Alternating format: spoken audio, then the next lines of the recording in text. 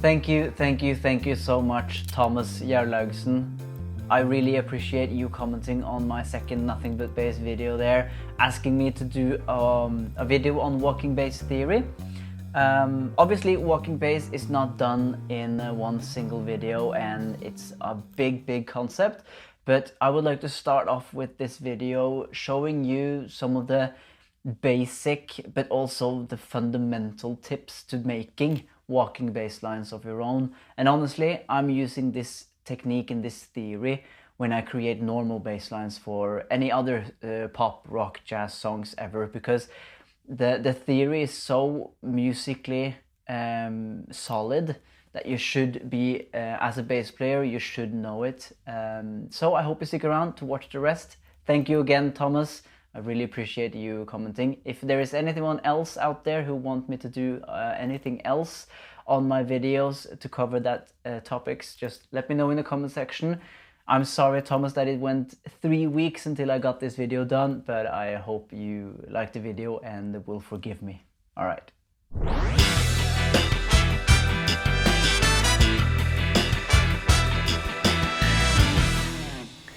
You might not be a bass player that plays a lot of jazz or plays walking bass a lot, but I would encourage you to stick around and watch the rest of the video, because the theory I'm about to go through now is very relevant to even just making bass lines for any other project, any other genre.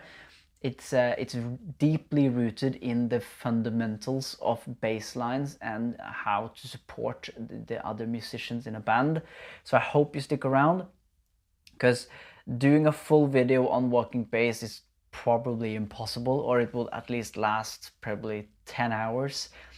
So I'm just going to cover the basics of making walking bass lines and what you need to think about, because like I said, it's such a big concept and can't go through that in one video.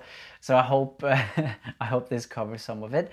And let me know in the comment section below if there's any other part of walking bass or any other topic that you would like me to cover, and I will be glad to do so. So we are going to talk about like the more fundamentals and basics of what you need to think about when you're composing walking bass lines. So we're first going to start off with having, when you have one chord on one bar, then you have some of the rules to follow. So hopefully my video editing has gone up to a skill level now where I can somehow present a picture of one chord per bar. That means that you have 1, 2, 3, and 4 beats of the bar that you need to fill in. And when you walk the bass, you play all of the accents of the bar, which in this case is 4 accents, or since it's in time signature 4/4. And this theory focuses around walking bass with 8th note walking bass. There's obviously lots of opportunities to put 16th notes within and to make a groove a bit more with the 16ths. But if you have the theory with the 8th notes in mind, in the back of your head, then you'll be able to make walking bass lines no matter what you do. And also, like I said, this is very relevant to other genres as well. Just in general, making bass lines, this is very relevant. So back to it. One chord on one bar, that leaves beat 1. That is the strongest beat of the bar. That's the 1. The 1 is also like a downbeat, so it's a heavy beat. On that downbeat, it's important to use the strongest chord notes that you have.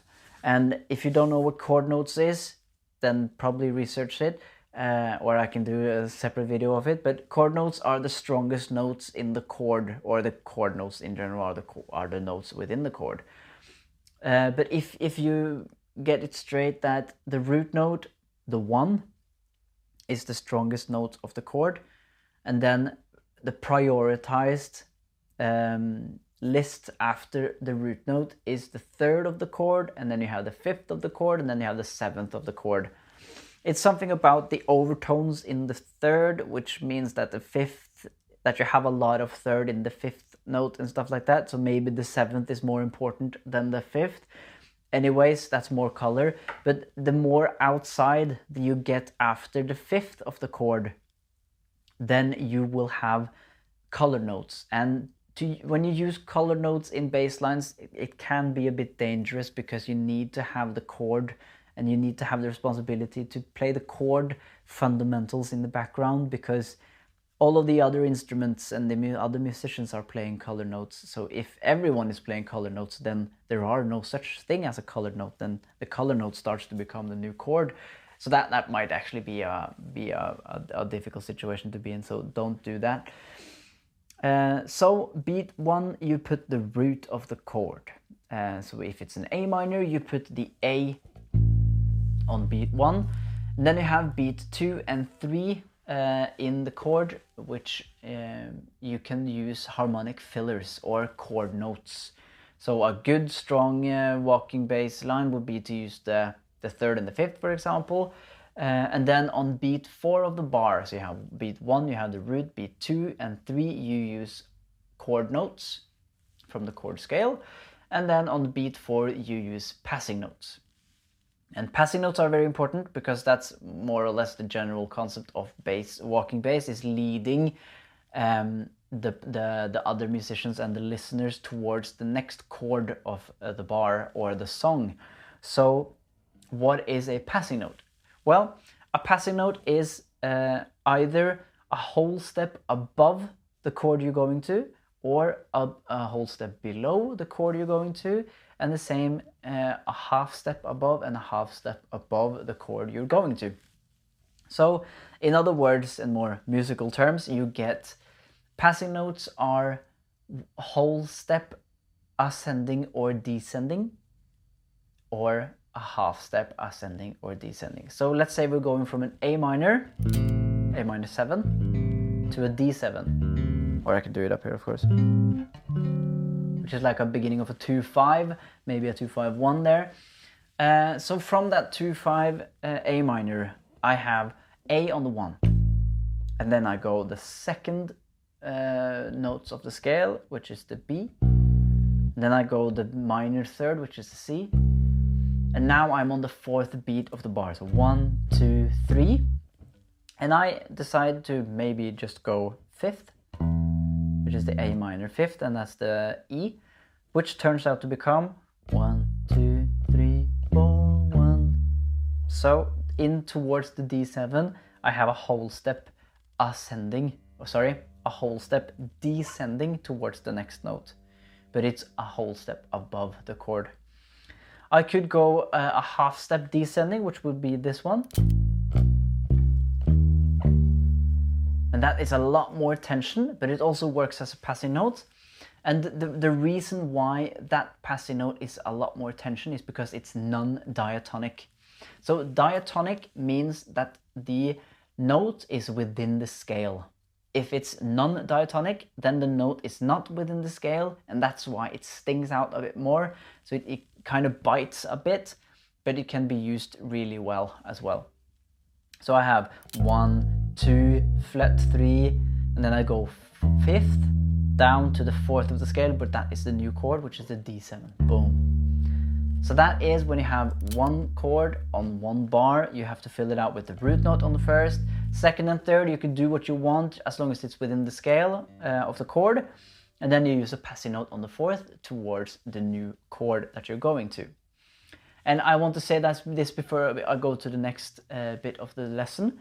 That is, walking bass should be improvised. Walking bass should be jammed out and on the spot played, because it has such an element of vibing to it, and that's going to be really, really incredible. The amount of tension you choose to use on the walking bass is also decided by the other ones in the band, right? If they are playing a lot of out there chords and notes, which are kind of like creating a lot of tension, then you also should join in on that tension using non-diatonic passing notes and kind of like joining in.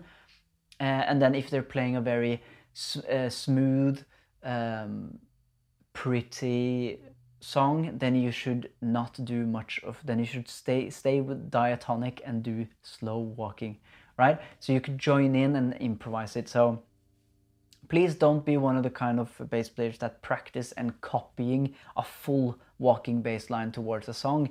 I mean, you can copy sequences and copy patterns, but don't copy a whole song of walking. That sounds horrible to do, and please don't get that as a habit. Anyway, first one chord on one bar. Now we're going to go 2 chords in 1 bar. And when you have 2 chords in 1 bar as a walking bassist, then you are a bit more stuck on what you can do. So on beat 1 and beat 2 is joining the 1 chord, and the beat 3 and beat 4 is joining another chord. So on beat 1 you should do the root of the first chord, and then on beat 2 you should do a passing note into the second chord, which is on the 3rd beat. Then you should do another root, of course, and then on the 4th beat you do another passing note towards the next chord that fits up in the 2nd bar. So it's a bit stuck, you're a bit stuck on how you need to do it, but and there's a lot of things you can do. As soon as you add 16th notes, there's a lot more you can do. But let's say you go in A minor to D7 and then to a G on the 3rd, or you go A minor 7 to a D7 and then you go G on the next bar. That means a 2-5-1. So on beat 1 on the first bar you obviously have to play the root of the A minor, which is A, and then I go minor 3rd, which is just a strong chord note, right?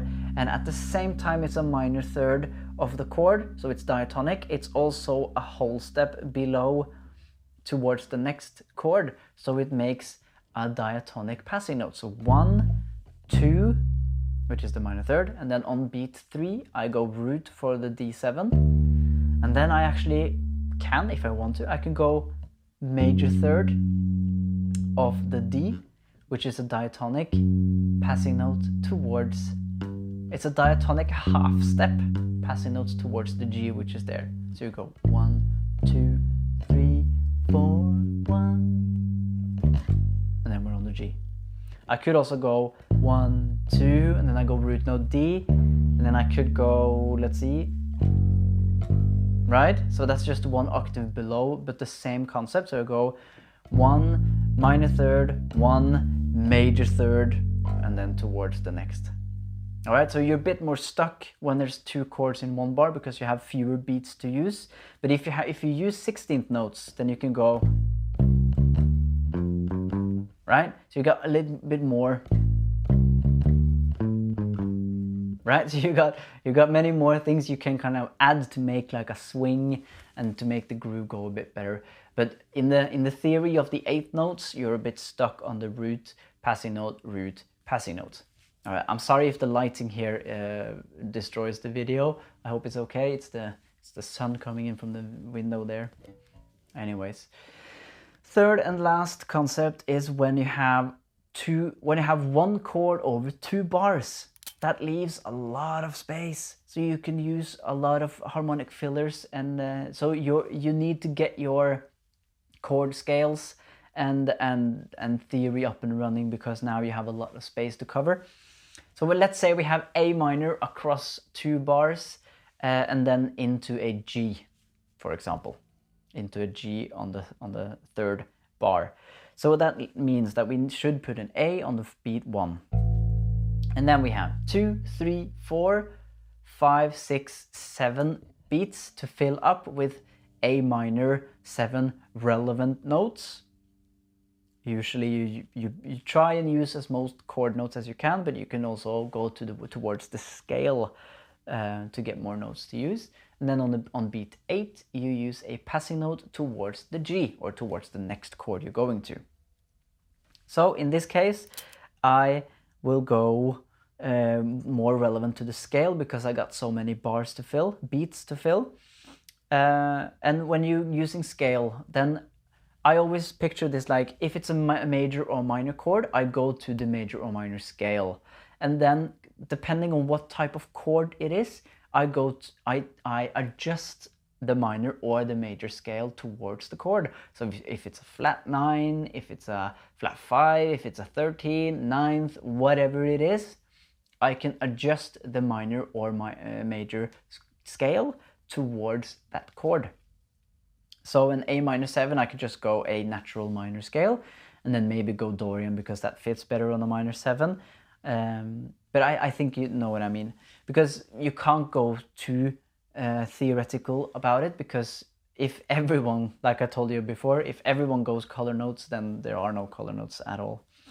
So I go on beat 1, I go A, and then on the second beat I go second note of the scale, and then I go minor 3rd, I go 4th, and then I go 5th on the first beat of the second bar. And that is because from all the music that we are exposed to when we're driving our car, when we're back home, when we are just being at the gym or whatever, you expect another chord every bar. So when that is the fact, then when the chord stretches for 2 bars, then you should be aware of the first beat of the second bar should be a very strong chord note. And the strongest chord notes are, like I said, root note, 3rd and the 5th. So when I go 1, 2, flat 3, 4, and then 5th on the first beat of the second bar, then I have a very strong chord note. And then on the 2 next harmonic filler ones, I go minor 7th of the A minor, and then I go up to the A. So I go 1, 2, 3, 4, 5, 6, 7.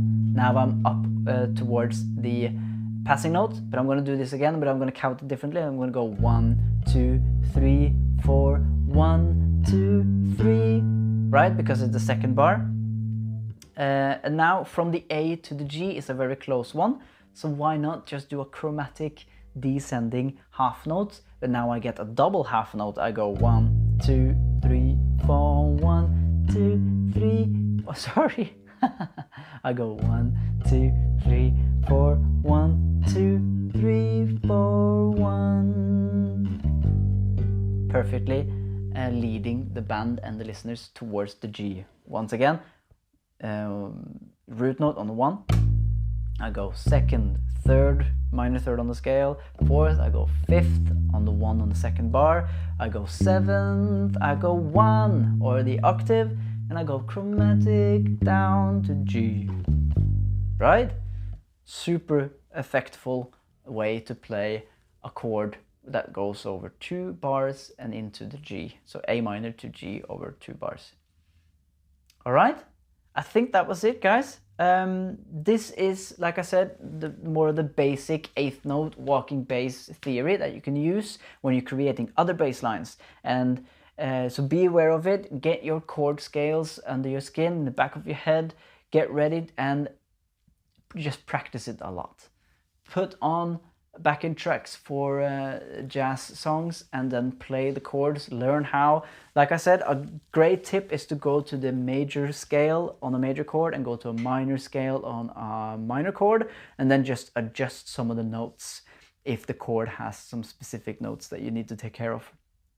All right, please like, share, comment and all that. If there's any topic, if there's any questions, put it in the comment section below. I will answer them, maybe cover it in the next video.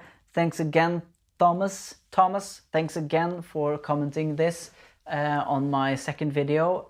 Sorry it took 3 weeks till I got here, but I hope you're okay with it. All right, everyone, take care. Bye-bye.